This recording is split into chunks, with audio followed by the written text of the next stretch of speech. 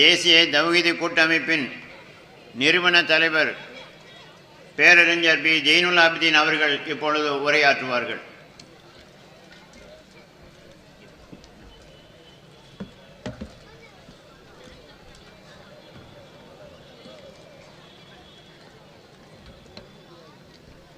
அஸ்ஸலாமு அலைக்கும் வரஹ்மத்துல்லாஹி வபரகாத்துஹு.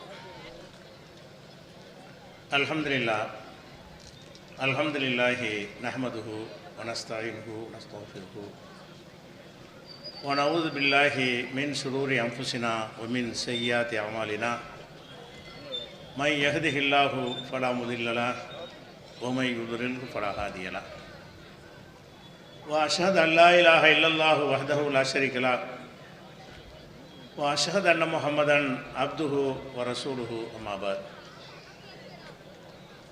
கண்ணியத்திற்குரிய எல்லாம் வல்ல அல்லாஹு ஜல்ல ஷானஹு தஆலாவின் நல்லடியார்களே, ரௌலத்து சாலிஹாத் பெண்கள் கல்லூரியில் பட்டமளிப்பு விழாவை ஒட்டி ஏற்பாடு செய்திருக்கின்ற இந்த பொதுக்கூட்டத்தில் மறுமை வாழ்வே நமது இலக்கு என்ற தலைப்பில் என்னை உரை நிகழ்த்த பணித்திருக்கிறார்கள். உலகத்தில் ஏராளமான மதங்கள் இருக்கின்றன. எல்லா மதங்களும் அவர்களுக்கு உரிய ஒரு ஆன்மீக நெறியை மக்கள் மத்தியில் சொல்லி கொண்டிருக்கின்றன. இஸ்லாத்தை பொறுத்த வரைக்கும் அதனுடைய ஆன்மீக நெறி எதில் அமைக்கப்பட்டிருக்கிறது என்று சொன்னால், மனிதன் மரணித்த பிறகு திரும்ப உயிர்ப்பிக்கப்படுவான். அவனை அல்லாஹ் அவனுடைய நன்மை தீமைக்கு ஏற்ப விசாரணை செய்வான். அதற்கேற்ப தண்டனைகளையோ பரிசுகளையோ வழங்குவான் என்ற அடிப்படையில் தான் இஸ்லாம் மார்க்கம் நிறுவப்பட்டு இருக்கிறது. உலகத்தில் எந்த மதங்களை நீங்கள் எடுத்துக்கொண்டாலும் கடவுளை வழிபடுவார்கள். எதற்கு வழிபாடுவார்கள் என்று சொன்னால், இந்த உலகத்திலே நான் பணக்காரனாக இருக்க வேண்டும், இந்த உலகத்தில் எனக்கு பதவிகள் கிடைக்க வேண்டும், இந்த உலகத்தில் எனக்கு சந்தோஷங்கள் கிடைக்க வேண்டும், நல்ல சந்ததிகள் கிடைக்க வேண்டும், நல்ல குடும்ப வாழ்க்கை அமைய வேண்டும். இப்படி உலகத்தினுடைய தேவைகளை பெறுவதற்குத்தான் கடவுளை வழிபடுவார்கள். கடவுளை வழிபடுற நோக்கமே என்ன? எந்த மதத்தை எடுத்துக்கொண்டாலும் சரி, கடவுளை எதுக்கு வழிபடுவாங்கன்னு கேட்டால், இந்த வாழுகிற உலகத்தில் சில கஷ்டங்கள் வரும் பொழுது அந்த கஷ்டம் எனக்கு வரக்கூடாது, சில நஷ்டங்கள் வரும் பொழுது அந்த நஷ்டம் என்னை விட்டு விலகணும், சில நோய் நொடிகள் வரும் பொழுது அதிலிருந்து நான் விடுபடணும். இந்த மாதிரி நோக்கத்திற்காகத்தான் எல்லா மதங்கள்லையும் கடவுளை வழிபடுவார்கள். கடவுளை வழிபடுவதற்கு எதற்காக நீங்கள் வழிபாட்டுத்தலம் போகிறீர்கள் என்று கேட்டால் இதைத்தான் அவங்க சொல்லுவாங்க. இஸ்லாம் மார்க்கம் மட்டும்தான் நீங்கள் கடவுளை அல்லாஹுவை வழிபடுவது இந்த உலகத்தில் நல்லா இருப்பதற்காக இல்லை. கடவுளை வழிபட்டீர்கள் என்று சொன்னால் இந்த உலகத்தில் நல்ல பணக்காரனாகலாம் அப்படின்னு இஸ்லாம் சொல்லி தந்திருக்குதா? நீங்கள் கடவுளை வழிபட்டீர்கள் என்று சொன்னால் உங்களுக்கு எந்த கஷ்ட நஷ்டமே வராது அப்படின்னு இஸ்லாம் சொல்லி தந்திருக்குதா? அப்படி தரவே இல்லை. இன்னும் சொல்ல போனால் இஸ்லாம் எப்படி நமக்கு போதிக்கிறது என்று சொன்னால், யாரெல்லாம் இந்த சத்திய மார்க்கத்தை மக்களுக்கு சொன்னார்களோ அந்த நபிமார்கள், சத்தியத்தை சொல்வதில் நம்ம எல்லோருக்கும் முன்மாதிரியாக இருக்கக்கூடிய நபிமார்கள் அனைவருமே இந்த சத்தியத்தை சொன்னதற்காக சிரமங்களைத்தான் பெற்றிருக்கிறார்கள். அந்த நபி சத்தியத்தை சொன்னார், கோடீஸ்வரராக போய்விட்டார், இந்த நபி சத்தியத்தை சொன்னார், பெரிய பதவியை பெற்றுவிட்டார் என்று சொல்கிற அளவுக்கு நபிமார்கள் இருந்தாங்களா? இல்லை. இன்னும் சொல்ல போனால் நபிகள் நாயகம் ஸல்லல்லாஹு அலைஹி வஸல்லம் சொல்கிறாங்க, உலகத்தில் அதிகமாக துன்பத்திற்கு உள்ளானவர்கள் நபிமார்கள் தான், அதற்கடுத்து அடுத்த நிலையில் உள்ளவர்கள் தான். அப்போ யாரெல்லாம் ரொம்ப ஈடுபாடாக இருக்கிறார்களோ, அதிகமாக கொள்கை பிடிப்போடு இருக்கிறார்களோ, அவர்கள் இந்த உலகத்தில் துன்பங்களைத்தான் சந்தித்திருக்கிறார்கள், கஷ்டப்பட்டு தான் இருந்திருக்கிறார்கள். பல நபிமார்கள் இந்த சத்தியத்தை சொன்னதற்காக கொல்லப்பட்டும் இருக்கிறார்கள், நாடு கடத்தப்பட்டிருக்கிறார்கள், பலவிதமான இன்னல்களுக்கு உள்ளாக்கப்பட்டிருக்கிறார்கள். அப்போ இந்த இஸ்லாம் மார்க்கம் அவங்கள இந்த மார்க்கத்திற்கு அழைப்பது எதற்காக இல்லை?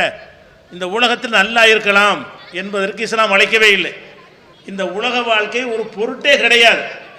இந்த உலக வாழ்க்கை ஒரு அற்பத்திலும் அற்பமான ஒரு சின்ன ஒரு வாழ்க்கை. அவ்வளோதான். 50 வருஷம் 60 வருஷம் 70 வருஷம் 80 வருஷம் 100 வருஷத்துக்குள்ள உள்ள ஒரு சின்ன வாழ்க்கை. இந்த வாழ்க்கையில் நீங்கள் நன்றாக இருக்கலாம் என்ற உத்தரவாதத்தை இஸ்லாம் மார்க்கம் நமக்கு தரவே இல்லை. எவ்வளோ நல்ல நீங்கள் கண்ணு முன்னாடி நீங்கள் பார்க்குறீங்க, எவ்வளோ நல்லவர்களாக இருப்பாங்க, கஷ்டப்படுவாங்க. மகா கெட்டவனாக இருப்பான், சந்தோஷமாக இருப்பான். உலகத்தில் பார்த்தீர்கள் என்று சொன்னால் தீயவர்கள் மிக அதிக அளவுக்கு மகிழ்ச்சியோடு இருப்பார்கள், நல்லவர்கள் கஷ்டப்பட்டு கொண்டு இருப்பார்கள் என்பதை என்ன செய்கிறோம், நம்ம உலகத்தில் கண்ணு முன்னாடி பார்க்குறோம். அப்போ நம்ம கண்ணு முன்னாடியே நல்லவங்கள் கஷ்டப்படுவதை பார்க்குறோம் அதிகமாக, தீயவர்கள் நல்லா சந்தோஷமாக வாழ்வதையும் பார்க்கிறோம் அதிக அளவில். அப்போ இதில் என்ன தெரிகிறது என்று சொன்னால், இந்த உலகத்தில் உள்ள இன்ப துன்பங்களை அடிப்படையாக வைத்து நம்ம இஸ்லாத்தை ஏற்றுக்கொள்ளவில்லை. நாம் எதற்காக இஸ்லாத்தை ஏற்றுக்கொள்கிறோம், நாம் எதற்காக நம்ம தொழுகிறோம், எதற்காக நோன்பு வைக்கிறோம், எதற்காக ஜக்காத்து கொடுக்குறோம் என்று சொன்னால், நாம் ஒரு நாள் செத்துருவோம், நம்முடைய வாழ்க்கை ஒரு நாள் முடிஞ்சு போயிடும். முடிந்து போன பிறகு படைத்த இறைவன் என்ன செய்வான் என்று கேட்டால், திரும்ப ஒருக்கா நம்ம அனைவரையும் உயிர்ப்பித்து எழுப்புவான். நம்ம இறந்த பிறகு என்ன என்பதை பற்றி வேறு மதங்களுடைய ஆன்மீகத்தில் சொல்லப்படாது. இஸ்லாம் என்ன சொல்லுதுன்னு கேட்டால், மரணத்திற்கு பிறகு தான் உங்கள் வாழ்க்கை ஆரம்பிக்கிறது.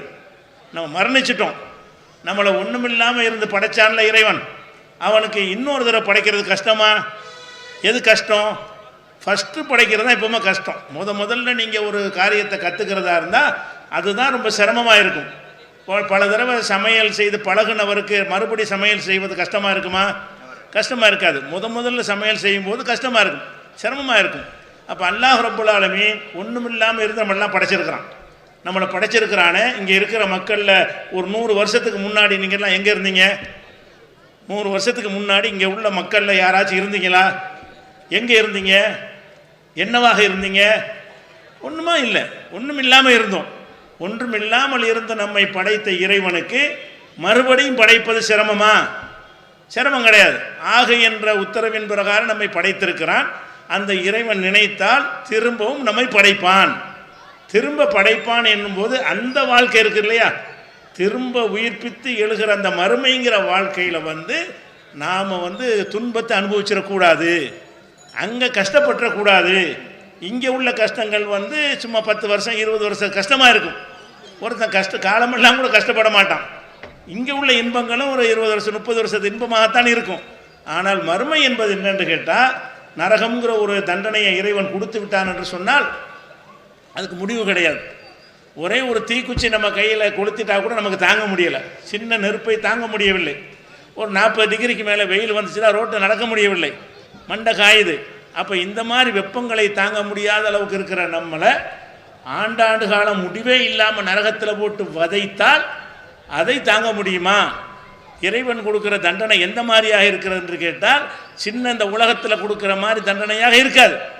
சாவே கிடையாது. நரகத்துக்கு போனான்னு சொன்னால் லா யமூத்து ஃபீஹா வலா யஹ்யா, அங்கே சாகவும் மாட்டான் வாழவும் மாட்டான் என்று அல்லாஹ் சொல்லி காட்டுகிறான். அப்போ சாகவும் இல்லாமல் வாழவும் இல்லாமல் நெருப்பில் கிடந்து வேகிறதுனா எப்படி இருக்கு யோசிச்சு பாருங்கள்.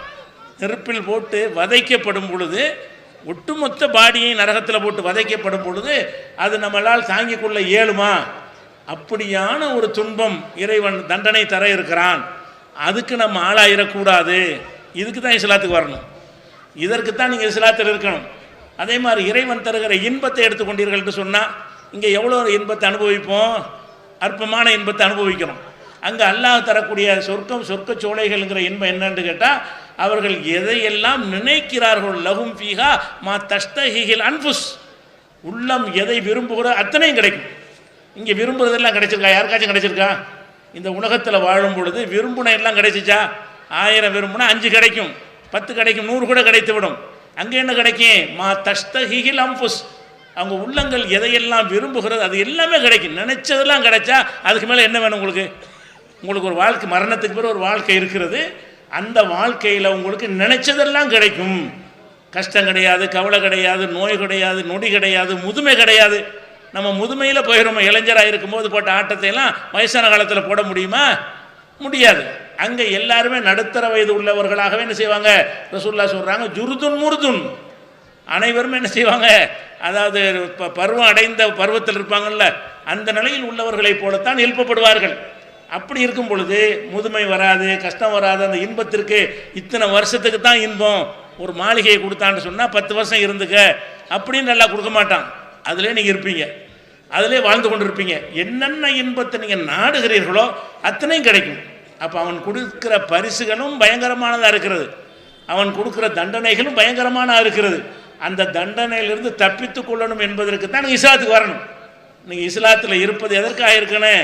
அந்த தண்டனையில் நான் தப்பித்து கொள்ள வேண்டும், அந்த பரிசுகளை நான் பெற வேண்டும் அப்படிங்கிற ஒரு பேசிக்கில் தான் இஸ்லாமே நிறுவப்பட்டிருக்கிறது.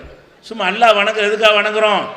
இந்த உலகத்தில் வந்து நீங்கள் பார்க்குறீங்க, இந்த உலகத்தில் வந்து யாரெல்லாம் அநியாயம் செய்கிறார்களோ அந்த அநியாயக்காரர்கள்லாம் தண்டிக்கப்படுறாங்களா? தண்டிக்கப்படல. காலமெல்லாம் நல்லா வாழ்ந்துட்டு ஒருத்தன் போயிடுறான். அப்போ நல்லவனாக இருந்தான், அவன் ஏதாவது பரிசுகள் இந்த உலகத்தில் பெறானா? ஒன்றும் பெறலை. ஆனால் இதற்கெல்லாம் இறைவன் ஒருத்தன் இருந்தானே, ஆனால் நியாயம் வழங்கணும்ல. அந்த நியாயம் வழங்குவதற்கு தான் நியாய தீர்ப்பு நாளுக்கு அதிபதி மாலிக் யௌமித்தீன்கிறான். நியாய தீர்ப்பு நாள் என்று ஒன்றை வைத்திருக்கிறேன், அந்த நாளுக்கு அதிபதி நான் தான். நீங்கள் இந்த உலகத்தில் சில கஷ்டங்கள் படுவீர்கள், அந்த கஷ்டங்களை நீங்கள் சகித்து கொண்டீர்களேயானால் அதற்கு என்னிடத்தில் கூலி இருக்கிறது. இந்த உலகத்தில் சில தியாகங்களை நீங்கள் செய்வீர்கள், அந்த தியாகங்களை செய்தீர்கள் என்று சொன்னால் அதற்கும் என்னிடத்தில் கூலி இருக்கிறது என்று அந்த அடிப்படையை இஸ்லாம் விதைத்த காரணத்தினால தான் நபிகள் நாயகம் ஸல்லல்லாஹு அலைஹி வஸல்லம் காலத்தில் இருந்து அதுக்கு முந்தி வந்த மக்கள் எல்லாம் வந்து அவ்வளவு கஷ்டத்தை தாங்கி கொண்டு இந்த கொள்கையில் இருந்தாங்க. அவங்களுக்கு கொடுக்கப்பட்ட துன்பங்களை வேறு எந்த நம்பிக்கை உள்ளவர்களுக்கு கொடுக்கப்பட்டிருந்தாலும் தடுமாறி இருப்பார்கள், தடமாறி போயிருப்பார்கள். எந்த அளவுக்கு என்றால் அல்லாஹ் குர்ஆனில் ஒரு உதாரணமாக சொல்லி காட்டுகிறான். ஃபிரௌன் என்பவனை பற்றி அல்லாஹ் சொல்கிறான். ஃபிரௌன் யாரு? நான் தான் இறைவன் என்று சொன்னவன். ஆனால் ரப்புக்குமுல் அலா, உங்களுக்கு பெரிய கடவுளை நான் தான் என்று தன்னை இறைவன் என்று வாதிட்டவன் யாரு? ஃபிரௌன். அவனுக்கு ஒரு மனைவி இருந்தாங்க. அந்த மனைவி ஃபிரௌனை ஏற்றுக்கொள்ளலை. ஏன்னா மனைவிக்கு தெரிஞ்சிடும், கணவன் கடவுள் வேஷம் போட்டான்னு சொன்னால் அவன் கடவுளாக இல்லையாங்கிறது முதல்ல மனைவிக்கு தான் தெரியும். இவன் மனுஷனாக இருக்கிறான், இவன் கடவுளுங்கிறான், பொய் சொல்கிறான்னு சொல்லி மனைவிக்கு தெரிஞ்சு போயிடும். அந்த அம்மாவுக்கு தெரிஞ்ச உடனே என்ன செய்கிறாங்கன்னு கேட்டால் மூசா நபியை ஏற்றுக்கொள்கிறார்கள். ஃபிரௌனுக்கு சத்தியத்தை சொல்வதற்கு அனுப்பப்பட்ட இறை தூதர் மூசா நபி. அப்போ மூசா நபி தான் இறை தூதர், இவன் இறைவனும் கிடையாது, இவன் இறை தூதரும் கிடையாது என்று சொல்லி மூசா நபி ஏற்றுக்கொண்டார்கள். ஏற்றுக்கொண்டார்கள்னு கேட்டால் ரகசியமாவா ஓப்பன் டிக்ளேர் பண்ணுறாங்க, வெளிப்படை அறிவிக்கிறாங்க, நான் வந்து நீ கடவுள் கிடையாது. மூசா எந்த இறைவனை சொல்கிறாரோ அவன் தான் இறைவன், மூசா இறைவனுடைய தூதர் என்று பகிரங்கமாக சொல்கிறார். என்ன நடக்கும்? பகிரங்கமாக சொன்னால் என்ன நடக்கும்? அதுக்கு முந்தைய அவங்க அனுபவித்து வந்த எல்லா இன்பங்களும் போயிடும். ராணியாக இருக்கிறார்கள். ஃபிரௌனுடைய மனைவி என்றால் அவர் ராஜா என்றால் அவங்க ராணியாக இருக்கிறார்கள். ஒரு ராணியாக இருந்தால் எப்படி இருக்கும்? அந்த அரண்மனை வாழ்க்கையெல்லாம் எப்படி இருக்கும்? அவங்களுடைய ஆடை ஆபரணங்கள்லாம் எப்படி இருக்கு? அவ்வளவு இன்பங்களில் திளைத்திருக்கிற ஒரு பெண்மணிக்கு வந்து இதுதான் சத்தியம்னு தெரிஞ்ச பிறகு என்ன செய்கிறாங்கன்னு கேட்டால் தூக்கி எறிகிறாங்க. அல்லாஹ் சொல்கிறான், லரபல்லாஹு மஸலன் இல்லதீன ஆமனு இம்ராத்த ஃபிரௌன்.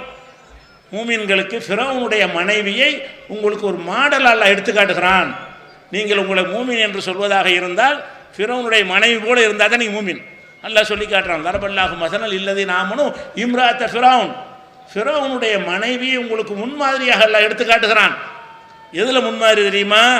இது காலத் ரப்பி பனில் இந்த கபைத்தன் ஃபில் ஜன்னா, இறைவா சொர்க்கத்தில் எனக்கு மாளிகை கொடு, இவனுடைய அரண்மனை எனக்கு வேண்டாம், இங்கே உள்ள சொகுசு வேண்டாம், இங்கே உள்ள நகை நட்டுகள் எனக்கு வேண்டாம், இங்கே உள்ள ஆடை அணிகலன்கள் எனக்கு வேண்டாம், இங்கே உள்ள சொகுசு வாழ்க்கை எனக்கு வேண்டாம்.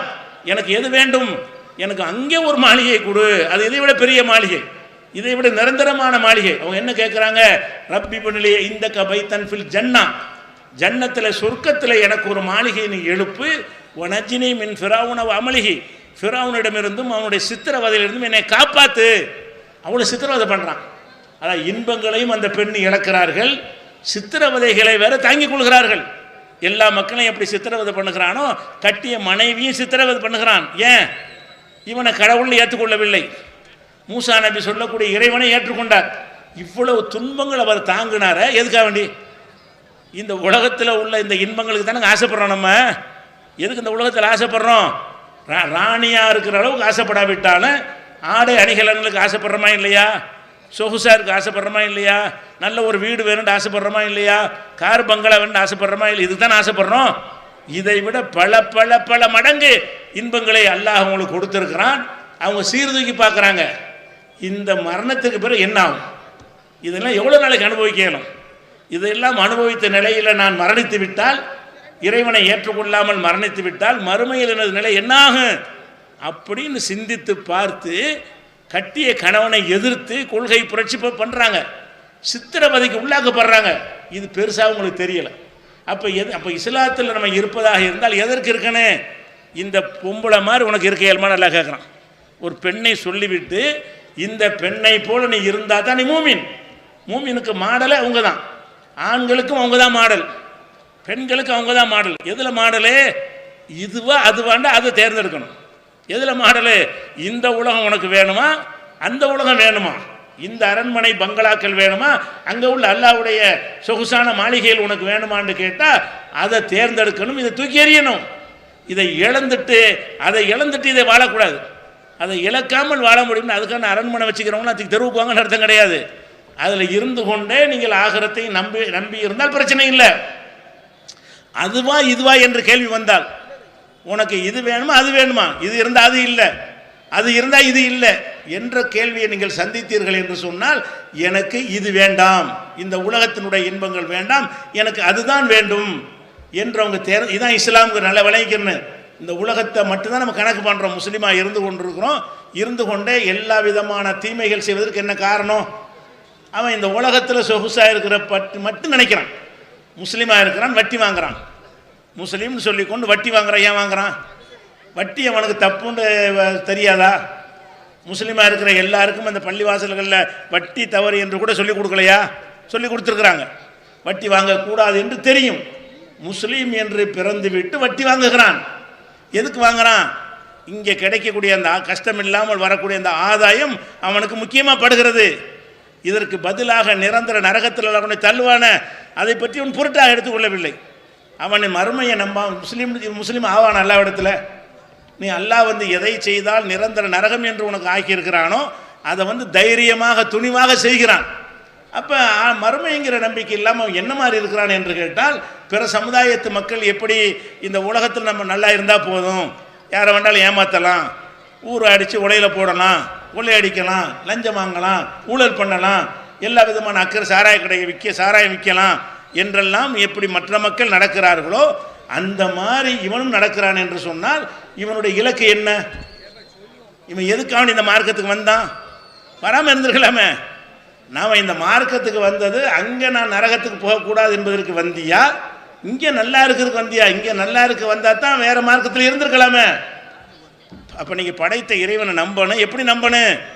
இறைவன் திரும்ப உயிர்ப்பித்து நம்மை அனைத்தையும் பார்த்து கொண்டிருக்கிறான், அனைத்தையும் கேட்டுக்கொண்டிருக்கிறான். அவனுடைய பிடியிலிருந்து நம்ம தப்ப இன்ன பட்ச ரப்பிக்கல ஷதீத். உமது இறைவனுடைய பிடி ரொம்ப கடுமையானது. அல்லாஹ் பிடிச்சான்னு சொன்னால் என்ன செய்வான்? அந்த மாதிரி பிடிப்பான். இன்னும் சொல்ல போனால் அல்லாஹ் ரப்புல் ஆலமீன் நம்முடைய ஒவ்வொரு செயல்களையும் கண்காணிப்ப தேவையில்லை. கண்காணிக்காமலே அவனுக்கு தெரியும். அல்லாஹ் எந்த ஒரு கண்காணிப்பும் இல்லாமல் இப்போ நம்ம பேசிக்கிட்டு இருக்கிறோம் என்று கேட்டால் நான் பேசுவதும் அவனுக்கு தெரியும். எத்தனை பேர் உட்கார்ந்து கேட்குறீங்களோ அத்தனை பேரையும் தெரியும். கேட்கும்போது என்னென்ன எண்ணங்களில் கேட்குறீங்களோ அத்தனை அவனுக்கு தெரியும். ஆனாலும் என்ன செய்கிறான் என்று கேட்டால் நம்மை சந்தேகத்துக்கு இடமில்லாமல் நிரூபிப்பதற்காக வேண்டி ஏராளமான எவிடன்ஸுகளை உண்டாக்கி நம்மளை கண்காணிக்கிறான். நம்முடைய நன்மை தீமைகளை பதிவு செய்வதற்கு 2 மலக்களை நியமித்திருக்கிறான். அவர் ஒரு பக்கம் எழுதிக்கிட்டு இருக்கிறாரு. நமக்கு ஒரு பதிவேட்டை ரெக்கார்ட் பண்ணி கையில் எழுதிக்கு தரப்போறான். மறுமையினால் நின்ற உடனே இந்தாடா உன் பதிவேடு, இதை படித்து பாரு, நீ என்னென்ன செஞ்சு அவ்வளோ இருக்கிறது. அந்த பேப்பரை வாங்கிட்டு அவன் சொல்லுவான், மாலி ஹாதல் கிதாப், இது என்ன ஒரு பதிவேடு, லா யுகாதிரு சகீரத்தன் வலா கபீரத்தன் இல்ல அஹ்ஸா, ஒரு சின்ன விஷயத்தை விட மாட்டேங்குது, பெரிய விஷயத்தை விட மாட்டேங்குது, அத்தனையும் பதிவு செய்திருக்கிறது, என்ன பதிவேடு அப்படிங்கிறான். இவன் மறந்திருக்கிற விஷயங்கள் எல்லாம் இந்த லிஸ்ட்டில் இருக்கும். ஒரு சின்ன விஷயத்தை கூட விடாமல் எழுதி வச்சுக்கிறாங்களே என்று கேட்கும் அளவுக்கு நம்மளை சார்ஜ் ஷீட் எல்லாம் வழங்குவது எப்படி இருக்கு? நம்ம என்னென்ன செஞ்சோமோ அத்தனை முதல்ல இருக்கும், எல்லாம் பதிவு பண்ணி வச்சிருக்கிறான். அது மாத்திரம் இல்லாமல் நம்முடைய கழுத்தில் வேற எல்லாம் என்னஞ்சிருக்கிறான்னு கேட்டால், நம்முடைய கழுத்தில் வேற ஒரு பதிவேட்டை தொங்க விட்டுருக்கிறான். குள்ள இன்சானின் அல்சம்னாஹு தாயிரஹு ஃபி உனுகிஹி, அவனுடைய கழுத்தில் ஒரு பதிவேட்டை உண்டாக்கி வைத்திருக்கிறோம். அதை கியாமத்து நாளில் அவன் விரித்து பார்ப்பான். எல்காஹு மன்சூரா. அப்போ அல்லாஹ் என்ன செய்கிறான்னா மடக்கையில் வச்சு எழுத சொல்கிறான். அப்புறமேல் அவமரை நேரடியாக அவர் பார்த்துக்கிட்டு இருக்கிறான். அப்புறம் கையில் வேற இருந்தாடா பிரிண்ட் அவுட் எடுத்து கையில் வேற கொடுக்குறான். இவ்வளோ கொடுத்து என்ன செய்கிறான்? இது எந்த ஒரு சின்ன விஷயத்தையும் பெரிய விஷயத்தையும் விடாமல் அது சொல்லுகிறது. கொடுத்து என்ன சொல்லுவான், இக்ரா கிதாபக, உன்னுடைய பேப்பரை படிச்சுப்பார், உன்னுடைய புஸ்தகத்தை படிச்சுப்பார், கஃபாபி நப்சிக்கல் யோம அலைக்க ஹசீபா, உன்னை பற்றி மதிப்பிடுவதற்கு நீனே போதும், நான் மார்க் போட வேணாம். இதுக்கு என்ன மார்க் போடலாம் நீ சொல்கிறான், நல்லா கேட்பான். நம்ம எல்லாம் கோழி முட்டையாக வாங்கியிருப்போம், வாழ்நாள் அவ்வளோ பொய், அவ்வளோ ஃப்ராடு, அவ்வளோ பித்தலாட்டம், அவ்வளோ ஏமாற்றம், அவ்வளோ மோசடிலாம் செஞ்சுருப்போமா, இதுக்கு என்ன மார்க் போடுறது? நம்மள்கிட்ட பேப்பரை கொடுத்து இக்ரா கிதாபக, உன்னுடைய பதிவேட்டை படித்துப்பார், கஃபாபி நப்சிக்கல் யோம அலைக்க ஹசீபா, உனக்கு மார்க் போடுவதற்கு நீனே போதும், நான் போட வேணாம், உனக்கு இது பாஸ் மார்க் போடலாமா நீ சொல்கிறான்னு கேட்பான்ல.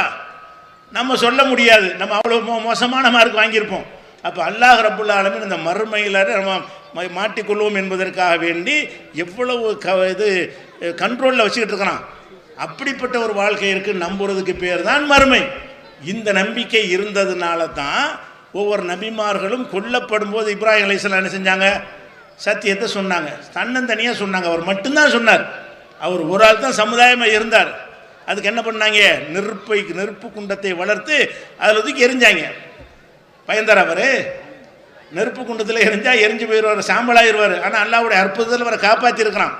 ஆனாலும் அவர் ஏன் அவ்வளோ தைரியமாக இருந்தார்? எத்தனை நபிமார்கள் ஊரை விட்டு வெளியேற்றப்பட்டார்கள். நுகுரு என்ன கையா சுவைபு உள்ளதீன ஆமனு மாக்கமின் கரியத்தினா அவ்வளோ தவுதுன்ன ஃபி மில்லத்தினா, சுவைபனை விட்டு போய் சொல்கிறாங்க, சுவைபை நீ அல்லாஹ் பற்றி சொல்கிற, வணக்கத்துக்குரியவன் அல்லாஹ் என்று ஒரு மார்க்கத்தை சொல்கிறாய், உன்னை ஊரை விட்டு வெளியேற்றிடுவோம். இந்த கொள்கையை சொன்னால் ஊரில் நீ இருக்கக்கூடாது, இல்லாட்டி எங்கள் மார்க்கத்துக்கு வந்துரு. இப்படி எத்தனை நபிமார்களை துன்பப்படுத்தினாங்க. அவங்கெல்லாம் அந்த துன்பத்தை சகித்து கொண்டு எதற்காக? இந்த உலகத்தில் உள்ளதை பற்றி பொருட்டை எடுத்துக்கல, இது ஒரு மேற்றே கிடையாது. ஊரை விட்டு நிற்கினா என்ன செஞ்சுட்டு போடா. இன்னும் சொல்ல போனால் ஈமான் ஆழமாக ஒரு உள்ளத்தில் பதிந்து விட்டது என்று சொன்னால், நம்மெல்லாம் ஆதிவாசி முஸ்லீமாக இருக்கிறோம். நீங்கள் முஸ்லீமு, உங்கள் வாப்பா முஸ்லீமு, உங்கள் தாத்தா முஸ்லீமு, இப்படி பரம்பரையாக முஸ்லீமாக நீங்கள் எல்லாம் இருக்கிறீங்க, நம்மெல்லாம் இருக்கிறோம். ஆனால் ஈமான் நெசமாக உள்ளத்தில் வந்து விட்டது என்று சொன்னால், அது நுழைந்த உடனே முதல்ல என்ன ரியாக்ஷன் உங்கள்கிட்ட வரணும் என்று சொன்னால், இந்த உலகத்தை விட மறுமை பெருசு, இது வரலான ஈமான் கிடையாது. எடுத்து உள்ள நுழைஞ்சிருச்சு சொன்னால் இதான் வரணும். அதுக்கு சான்றாக அல்லாஹ் ரப்புல் ஆலமீன் ஃபிரௌனுடைய காலத்தில் நடந்த இன்னொரு சம்பவத்தை எடுத்து காட்டுகிறான். அது என்ன சம்பவம்? ஃபிரௌன்கிட்ட போய் மூசா நபி சத்தியத்தை சொல்கிறாங்க. சொல்லும் பொழுது நீ இறை தூதர் என்பதற்கு என்ன ஆதாரம்னு அவன் கேட்குறான். அல்லாஹ் இறை தூதர்களை ஆதாரம் இல்லாமல் அனுப்ப மாட்டான். இல்லாட்டி கண்டவனை இறை தூதர்னு சொல்லிடுவாங்க. அதுக்கு ஆதாரம் இல்லாமல் வர்றதா இருந்தால் நானும் அல்லாஹ்வுடைய ரசூல்னு சொல்லிடுவாங்க. சொல்லக்கூடாது என்பதற்காக வேண்டி சில அற்புதங்களை கொடுத்து அல்ல அனுப்புவான். மூசா நபிக்கு ஒரு கைத்தறி வச்சுருந்தார், அதை கீழே போட்டால் பாம்பா மாறும். அதை எடுத்து ஃபிரௌன்கிட்ட போட்டு காட்டுறாரு, சில அற்புதங்களை செய்து காட்டுகிறார். எதுக்காக வேண்டி? என்னை இறைவன் தான் அனுப்புனான், இந்த இருக்கு பாரு ப்ரூஃப் இந்த இருக்குது, என்னை இறைவன் தான் அனுப்பியிருக்கிறான் என்பதற்குரிய சான்று இதோ இருக்குன்னு போட்டு காட்டுகிறார். அவன் என்ன செய்கிறான் தெரியுமா? இது என்ன பெரிய வேலை, இதே மாதிரி ஆளுக்கு எங்கள்கிட்ட நிறைய இருக்கிறாங்களே. அவன் என்ன சொல்கிறான்னு கேட்டால், இந்த மாதிரி மந்திரம் பண்ணுற ஆளுக்கு எங்கள் ஊரில் நிறைய பேர் இருக்கிறாங்க, போட்டி வச்சுக்கிறோமா?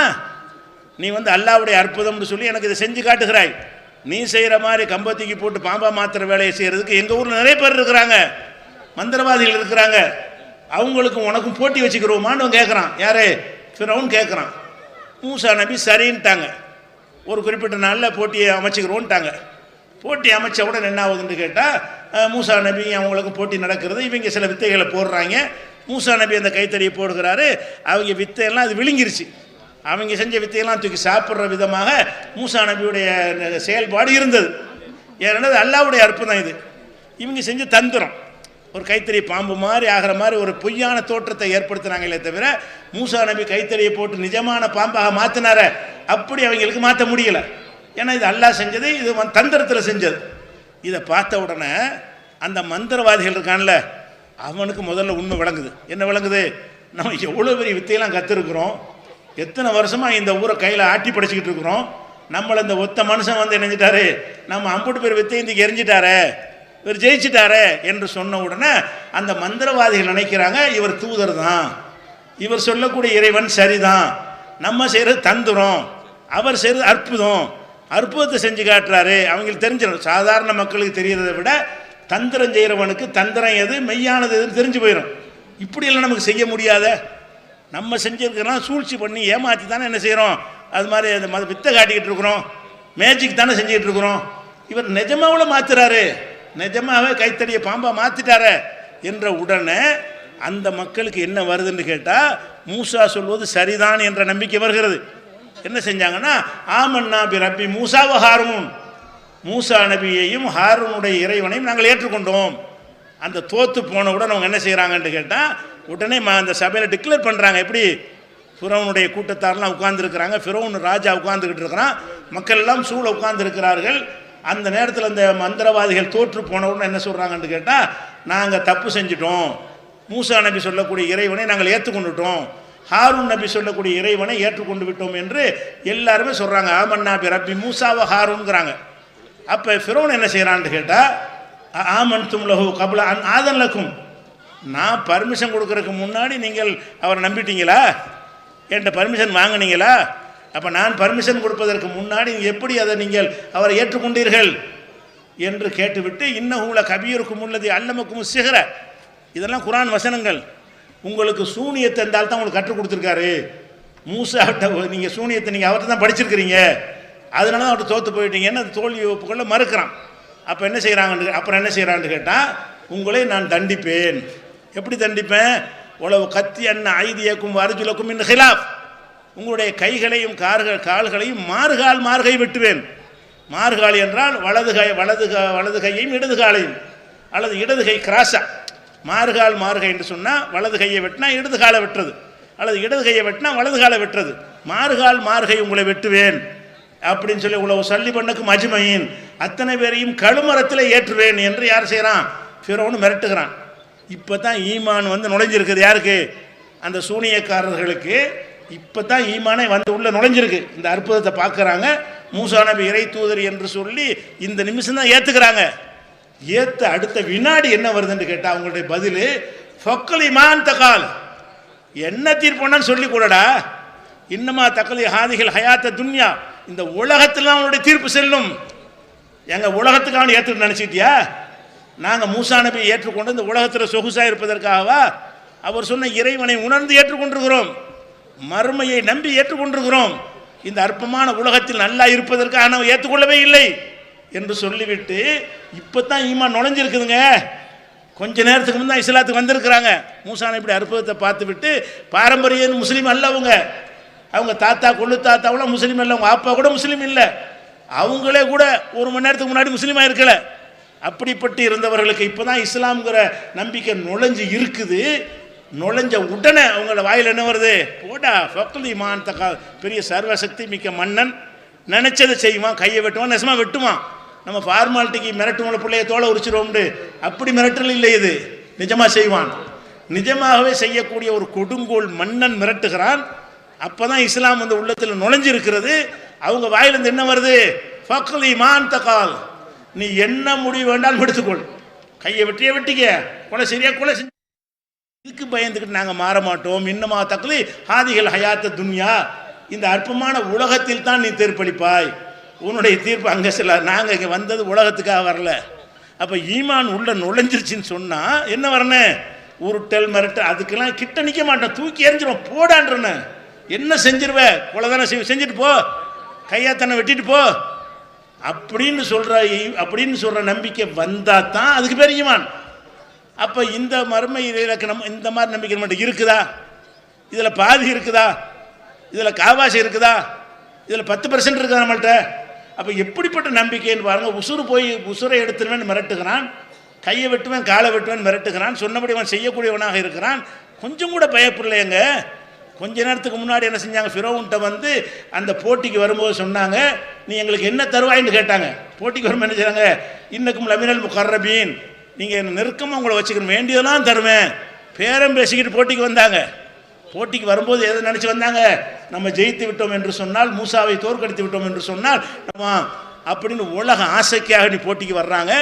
தோற்று போன உடனே நினச்சிட்டாங்க, தெரிந்து கொண்டு தோற்று போன தெரிஞ்ச உடனே அடுத்த வினாடி நினச்சிட்டாங்க அவங்களுடைய நம்பிக்கையை மாற்றி கொண்டார். அதுக்கெல்லாம் சின்ன அறிவிப்பு என்னன்னு கேட்டால், அந்த கூட்டத்துக்கு நிறைய செலவு இருக்கும் இல்லையா, அதுக்காண்டி வர்றாங்க, உங்களால் ஏண்டதை என்ன செய்யுங்க, நிறைய செலவு பண்ணியிருக்கிறாங்க, அடுத்து கையை பிடிக்கிற அளவுக்கு இல்லாமல் தாராளமாக அள்ளி போடுங்க. எங்களுக்கெல்லாம் பீஸு கிடையாது, அவங்க தான் நாங்கள் பேசிட்டு வர்றது, நாங்கள் பேசிட்டு போயிடுவோம், எங்களுக்கெல்லாம் பீஸ் நிர்வாக செலவுகளுக்காக தான். அப்போ இது எது சொன்னோம்னு கேட்டால், மூசா நபியுடைய காலத்தில் இருந்த அந்த மந்திரவாதிகளுக்கு இருந்த ஈமான், அதான் ஈமானுக்கு அளவுகோல். எதுக்கு அதெல்லாம் அந்த கதையை சொல்லி காட்டுறான்? மூசா நபி சம்பவத்தை எதுக்கு நமக்கு சொல்லி காட்டுறான்? இந்த சூனியக்காரர்களை பற்றி அதை எதுக்கு சொல்கிறான்? சூனியம் வச்சு மக்களை ஏமாத்துக்கு சொல்லித்தரல. சூனியக்காரர்களை பற்றி எல்லாம் சொல்லித்தரது எதுக்குன்னு கேட்டால், அந்த சூனியக்காரர்கள் எப்படி ஈமான் கொண்ட உடனே மறுமை தான் பெருசு நம்பினார்கள். இந்த உலகத்தினுடைய எந்த ஒரு துன்பத்தையும் ஒரு துன்பமாக கருதவே இல்லையே. அப்போ இப்படிப்பட்ட ஒரு நம்பிக்கை தான் இஸ்லாத்து நம்பிக்கை. மறுமை இஸ்லாத்துடைய அடிப்படை என்னன்னு கேட்டால், இந்த உலகத்தில் நல்லா இருக்கணும். உலகத்தில் அது அந்த முசீபத்து நுழைஞ்சா மர்ம நாசமாக போயிடும். உலகத்துக்காக வேண்டி நான் எதை வேண்டாலும் செய்வேன். நீ சம்பாதிக்கலாம், மார்க்க பொருளாதாரங்களை தேடு, தப்பு கிடையாது. மார்க்க அனுமதித்த வழியில் தேடு, மார்க்க தடை செஞ்ச வழியிலே நான் தேடுவேன் என்று போவாயானால் உனக்கு மறுமை நம்பிக்கை இல்லை. அல்லாஹ் பற்றி நம்மளை கேள்வி கேட்பான்ருக்குல்ல, எதுக்கு அல்லாஹ் கேள்வி கேட்பான்? அதை நீ செய்கிற. எதுக்கு அல்லாஹ் இடத்துல விசாரணை இருக்குது, அதை எதுக்கு செய்கிற? எதை அல்லாஹ் தண்டிப்பான், அது எதுக்கு நீ செய்கிற? அல்லாஹ் தண்டிக்காத முறையில் இந்த உலகத்தில் இன்பமாக சுகமாக வாழ முடியுமா? முடியாது. அதை செஞ்சுக்க. அல்லாஹ் தண்டிக்காத விதத்தில், அல்லாஹ் தடுக்காத விதத்தில் உள்ள காரியங்களை நீ தாராளமாக செஞ்சுக்க. சுகமாக இருக்கக்கூடாதுன்னு தடுக்கலை. துன்பம் வந்தாலும் சகிச்சுக்க, இன்பம் வந்தாலும் அனுபவிச்சுக்க. ஆனால் உன்னுடைய இலக்கு என்னவாக இருக்கணும்? மறுமையில் நான் வெற்றி பெறணும், மறுமையில் நான் ஜெயிக்கணும். ஆகரத்தில் போய் நிரந்தர நரகத்துக்கு, உலகத்தில் தப்பு செஞ்சுட்டுன்னு வைங்க, அரியர்ஸ் கொடுத்து எழுதுறதுக்கான வாய்ப்புலாம் உங்களுக்கு தருவாங்க. இது ஒன்ஸ் தான் பரிச்சு, அவ்வளோதான். இதில் தோற்றுட்டோம் என்று சொன்னால் அது போய் யாரெல்லாம் நான் தெரியாமல் செஞ்சுட்டேன், இன்னொருக்கு அனுப்பி வை, நம்ம திருத்திக்கிட்டு நல்லபடியாக மார்க் வாங்கிட்டு திருப்பி வர்றேன்டா தருவானா? இல்லை, இருக்கிற ஒரு சான்ஸு தான், ஒரே சான்ஸு தான். அதில் ஜெயிச்சா உண்டு, இல்லைன்னு முடிஞ்சுச்சு. அப்படியான ஒரு வாய்ப்பை அல்லாஹ் இந்த உலக வாழ்க்கைங்கிறத உங்களுக்கு சோதனை கூடமாக தந்திருக்கிறான். இந்த உலக வாழ்க்கை தந்தது எதுக்காக வேண்டி இல்லை, நீங்கள் நல்லா உண்டு சுகித்து இன்பத்தை அனுபவிப்பதற்காக இல்லை. ஹலக்கல் மௌத்தவுல் ஹயாத்த இல்லை எவ்வளவுக்கும் ஐயுக்கும் அஹசுன் அமலா, இந்த வாழ்வையும் மரணத்தையும் அல்லாஹ் படைத்திருப்பது எதற்கு என்று கேட்டால், உங்களை நல்ல அமல் செய்பவர் யார் சோதித்து பார்ப்பதற்காக. அல்லாஹ் சொல்கிறான், இல்லை எவ்வளவுக்கும் ஐயுக்கும் அஹசுன் அமலா, யார் நல்ல அமல் செய்கிறீர்கள் என்று சோதித்து பார்ப்பதற்காகத்தான் இந்த உலக வாழ்க்கை உங்களுக்கு நான் தந்திருக்கிறேன் என்று அல்லாஹ் என்ன செய்கிறான்? தன்னுடைய திருமறை குர்ஆனில் சொல்லி காட்டுகிறான். அப்போ இந்த உலக வாழ்க்கை தான் பெருசு என்று நினைப்பதிலிருந்து நம்ம என்ன செய்யணும்? விடுபட வேண்டும். என்ன உலகத்தில் வந்தாலும் சகித்து கொள்ளக்கூடிய நிலையில் இருக்க வேண்டும். நபிகள் நாயகம் ஸல்லல்லாஹு அலைஹி வஸல்லம் காலத்து சஹாபாக்கள் இருக்காங்களா, அவங்களாம் யார்? சஹாபாக்கள்லாம் யார்? குஃபுரில் ஊறி போனவர்கள், ஷிர்கில் ஊறி போனவர்கள், 365 சிலைகளை வைத்துக்கொண்டு தினம் ஒரு சிலைகளை வழிபட்டவர்கள், அல்லாஹுடைய ஆலயமாகிய காபத்துல்லாவுக்குள்ளே கொண்டைய சிலையை வைத்து கும்பிடு போட்டவர்கள். அப்படிப்பட்டவர்கள் நபிகள் நாயகம் இந்த கொள்கையை சொன்ன உடனே அவங்கள கொலை செய்வதற்கு கூட திட்டமிட்டார்கள். கடும் எதிரியாக இருந்தார்கள், பலவிதமான தாக்குதல்களை நடத்தினார்கள். அப்படிப்பட்டவர்கள் ஏற்றுக்கொண்டு இஸ்லாத்துக்கு வந்த பிறகு எப்படி மாறினார்கள்? ரசூலுல்லாவை எதிர்த்தவர்கள், கொலை செய்யணும்னு வந்தவர்கள் இஸ்லாத்தில் ஏற்றுக்கிட்டாங்க. ஏற்றுக்கணும் ட்ரெண்ட் அப்படி மாறுகிறது. இஸ்லாத்தை ஏற்பதற்கு முன்னாடி அந்த சமுதாயத்தில் பெரிய மதிப்பாக இருந்தார்கள், பெரிய அந்தஸ்தோடு இருந்தார்கள், எல்லாரும் அவர்களை மதித்தார்கள். அந்த மாதிரி நிலையில் இஸ்லாத்தை ஏற்றுக்கொள்வதற்கு முன்னாடி அந்த மாதிரி ஒரு அந்தஸ்தோட மரியாதையோடு இருந்த சஹாபாக்கள் எப்போ இஸ்லாத்தை ஏற்றார்களோ அடுத்த நிமிஷம் அடிக்கப்பட்டார்கள், அடுத்த நிமிஷம் உதைக்கப்பட்டார்கள், அடுத்த நிமிஷம் வீட்டில் கட்டி போட்டு துன்புறுத்தப்பட்டார்கள். என்னென்ன விதமான தொல்லைகள் கொடுக்க முடியுமோ அத்தனையும் தாங்கி கொண்டார்கள். இவ்வளவும் தாங்கின பிறகு இறுதியாக என்ன வருகிறது? அந்த ஊரில் வாழ முடியாத ஒரு நிலைமை ஏற்படுகிறது. ஏற்பட்ட உடனே துன்பத்தை தாங்க முடியாமல் பக்கத்து நாட்டு அபிசினியாவுக்கு ஓடுகிறார்கள். இந்த ஊரில் இருந்தோம் என்று சொன்னால் நம்ம இஸ்லாத்தை கடைப்பிடிக்க முடியாது, அல்லாஹ்வை நம்ப முடியாது, அல்லாஹ்வுடைய நம்பிக்கையில் நம்ம உறுதியாக இருக்க முடியாது என்று பயந்து கொண்டு மலையார் என்ன செய்யலாம்? மக்களை கூட தலையை சேரத்தி கவுத்திக்கிறங்க, நின்றுக்கிட்டு தலையில் கவுத்திக்கிறங்க. இல்லை வேற ஏதாவது ஒரு இடம் இருக்கா?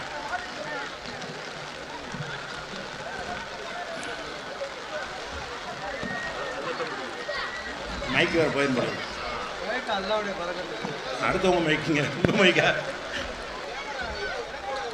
இதை மழை இல்லாமல் வச்சுக்கிறேங்க.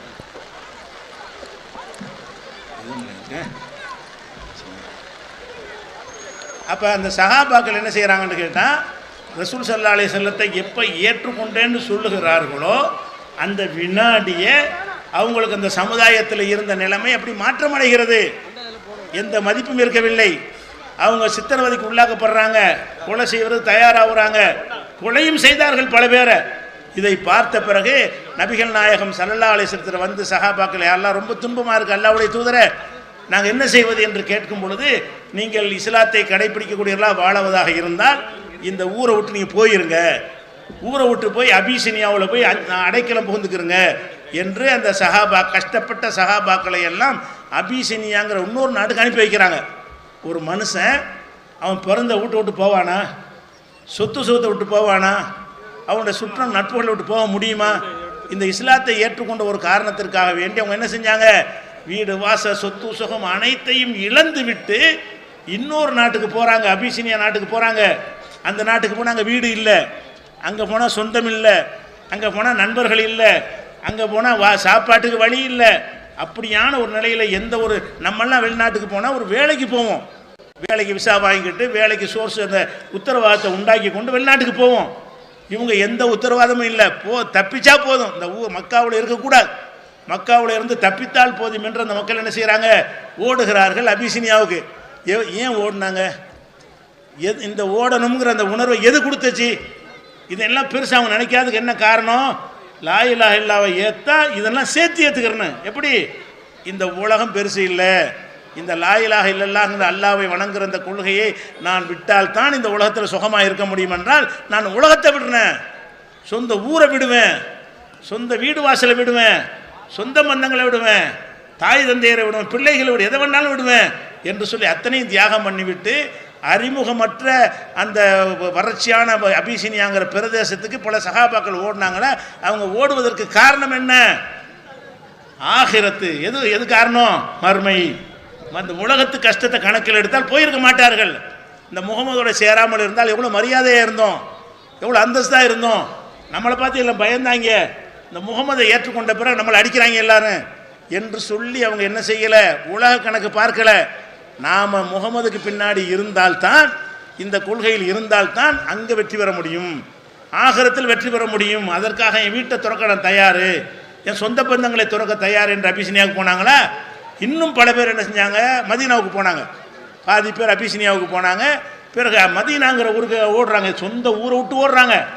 அவங்க இப்போ வாழ்ந்த இடம் இருக்கிறது, பழகிய நண்பர்கள் இருக்கிறாங்க, சொத்து சுகம் இருக்கிறது, இத்தனையும் தூர எரிந்து விட்டு நான் ஆகிரத்தில் நல்லா இருக்கணும், மறுமையில் நல்லா இருக்கணும் என்பதற்காக வேண்டி என்ன செஞ்சாங்க?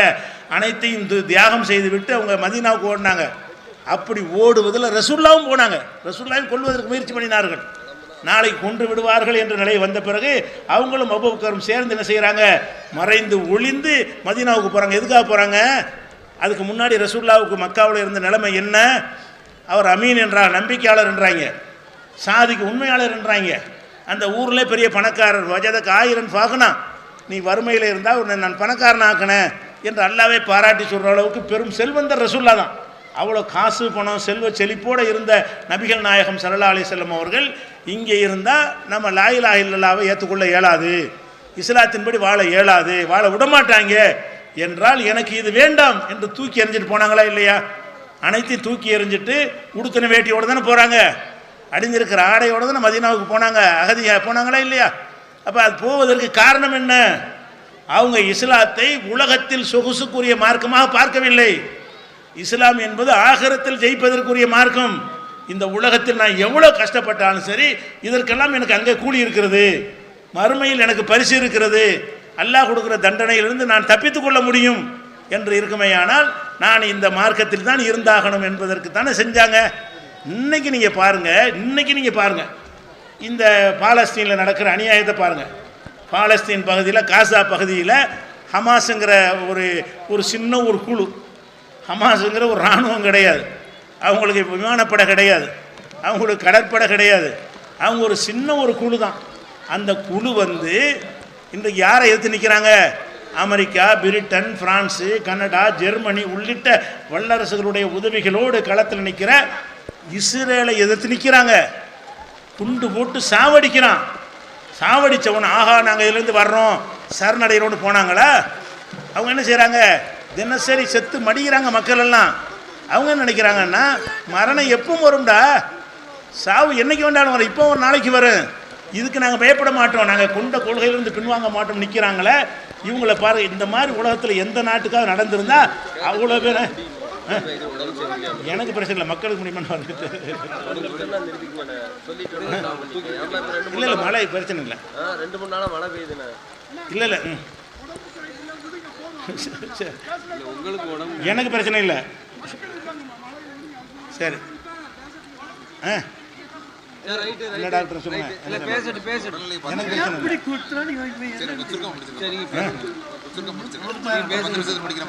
சரி சரி மழையில் கஷ்டப்படுற நீங்கள் கஷ்டப்படுறதான் பார்க்க வேண்டியது வழங்குதா? எனக்கு கூட பிடிச்சிட்டாங்க. சரி, அப்போ அந்த மாதிரி என்ன அடிப்படைன்னா இஸ்லாம் என்று சொன்னாலேயே மறுமை இலக்குன்ட்டு நீங்கள் வரணும். அந்த எண்ணத்தை வராத வரைக்கும் நீங்கள் நானும் சொல்லுகிறேன், நானும் நோன்பு வைக்கிறேன், இதெல்லாம் அல்லாட்ட வந்து எடுபடாது. ஆகிரத்தை நீங்கள் துனியாவை விட பெருசாக நினைக்க வேண்டும். அதில் முக்கியமான ஒரு சில விஷயங்களை மட்டும் சொல்லி நான் முடித்துக் கொள்கிறேன். இந்த மறுமை தான் இலக்கு நினைக்கக்கூடிய நம்ம மக்கள் என்ன செய்கிறாங்கன்னு கேட்டால், மறுமையில் அல்லாஹ் எந்த பாவங்களுக்கு நிரந்தர நரகம் ஆக்கி வைத்திருக்கிறானோ அந்த பாவத்தை துணிந்து செய்கிறார்கள். நம்ம இன்றைக்கு பார்க்குறோம், லா இலாஹ இல்லல்லாஹ் சொல்லிடுறோம், நாங்கள் முஸ்லீம்னு சொல்லிக் கொடுக்குறோம். எந்த பாவத்தை அல்லாஹ் மன்னிக்க மாட்டான்? அவனுக்கு இணை கற்பிக்கிறதை மன்னிக்க மாட்டான். அவனுக்கு சமமாக ஒருவரை கருதினால் மன்னிக்க மாட்டான். நீங்கள் மன்னிக்க மாட்டீங்களே, உங்களுக்கு சமமாக இன்னொருத்தரை கருதினால். சரி சரி, எனக்கு பிரச்சனை இல்லை, மக்கள் கேட்டுக்கிறதுனால இன்ஷா அல்லாஹ் இன்னொரு கூட்டத்தில் பார்த்துக்குறோம். சரியா? சரி, அஸ்ஸலாமு அலைக்கும்.